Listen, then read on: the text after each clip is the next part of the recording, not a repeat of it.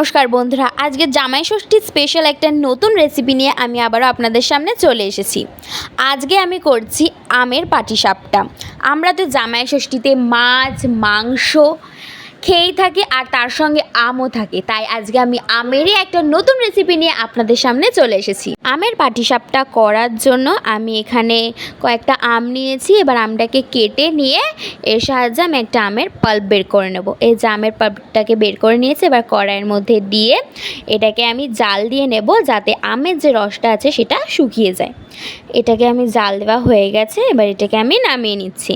এবার কড়াইয়ের মধ্যে দিয়ে দিচ্ছি একটু ঘি দেওয়ার পর ওর মধ্যে সুজি দিয়ে সুজিটাকে আমি ভালো করে ভেজে নিচ্ছি। এবার সুজিটা ভাজা হয়ে গেলে আমি একটা শিলের মধ্যে সেই ভেজে রাখা সুজিটাকে নামিয়ে নিয়েছি। এরপর আমি যে নারকেলটা কুড়িয়ে রেখেছিলাম সেটাকে আমি সুজির মধ্যে দিয়ে দিচ্ছি, দিয়ে এটাকে আমি ভালো করে বেটে নেব।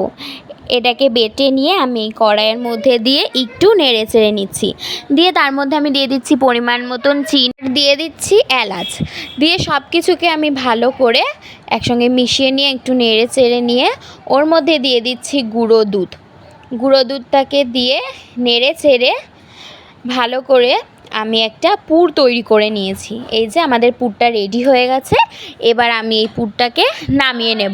এরপর আমি এখানে একটা বাটি নিয়ে নিয়েছি, এর মধ্যে আমি দিয়ে দিচ্ছি পরিমাণ মতন ময়দা, দিয়ে দিচ্ছি পরিমাণ মতন সুজি ও দিয়ে দিচ্ছি পরিমাণ মতন চিনি, আর দিয়ে দিচ্ছি আমি যে পাল্পটাকে রেডি করে রেখেছিলাম সেইটাকে। এরপর দিয়ে দিচ্ছি দুধ দিয়ে আমি হাতার সাহায্যে সব কিছুকে একসঙ্গে ভালো করে মিশিয়ে একটা ব্যাটার গুলে নেব।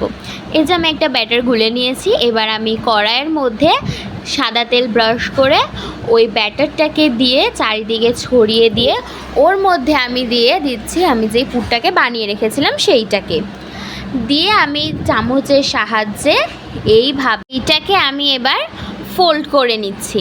এইভাবে আমি এটাকে পুরো ফোল্ড করে নিয়ে নামিয়ে নিলেই রেডি আমাদের আজকের রেসিপি আমের পাটিসাপটা। আপনারাও কিন্তু অবশ্যই এই রেসিপিটা একবার বাড়িতে ট্রাই করবেন, খুব ভালো লাগবে।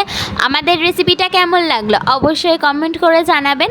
ভালো লাগলে লাইক করবেন, শেয়ার করবেন ও আমাদের চ্যানেলে নতুন হয়ে থাকলে অবশ্যই সাবস্ক্রাইব করবেন। ধন্যবাদ।